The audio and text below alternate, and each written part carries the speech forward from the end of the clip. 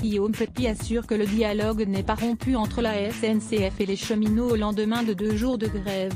Philippe Hugues AFP. Le patron de la SNCF Guillaume Pepi a assuré que le dialogue n'était pas rompu avec les grévistes, dans une interview aux quotidiens régionaux du groupe EBRA à paraître ce jeudi, qui marque le retour progressif à la normale d'un trafic très perturbé pendant 2 jours après le premier épisode de la grève contre la réforme de la SNCF.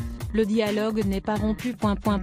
À partir de la semaine prochaine, nous ouvrons dans l'entreprise des concertations sur l'organisation du travail, les métiers d'aujourd'hui et de demain, l'élargissement des compétences, une meilleure reconnaissance du travail, a indiqué le PDG de la SNCF. De nouvelles interruptions de trafic dimanche et lundi. Guillaume Pepi a également souligné qu'il n'a jamais accepté et n'accepterait jamais qu'on dise des cheminots qu'ils sont privilégiés, en référence aux attaques visant ce statut, qui prévoit notamment la garantie d'emploi à vie pour l'entreprise publique, qui se prépare à l'ouverture à la concurrence du secteur ferroviaire. Il n'est pas question de recruter des cheminots au rabais, a également insisté Guillaume Pepi, ajoutant que les règles d'embauche doivent être équitables pour l'entreprise et justes pour l'ensemble des futurs cheminots qu'ils travaillent ou non à la SNCF.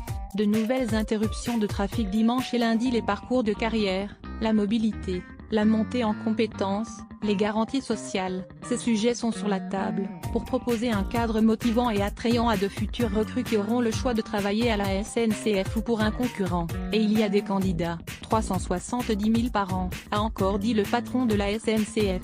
La grève contre la réforme de la SNCF doit se traduire par de nouvelles interruptions de trafic dimanche et lundi, mais il est encore trop tôt pour estimer le coût de ces grèves, selon Guillaume Pepi, car il faudra prendre en compte, en plus des pertes, les services supplémentaires mis en place, notamment dans la région Grand. Et, à lire aussi, la cagne lancée pour les cheminots dépasse les 220 000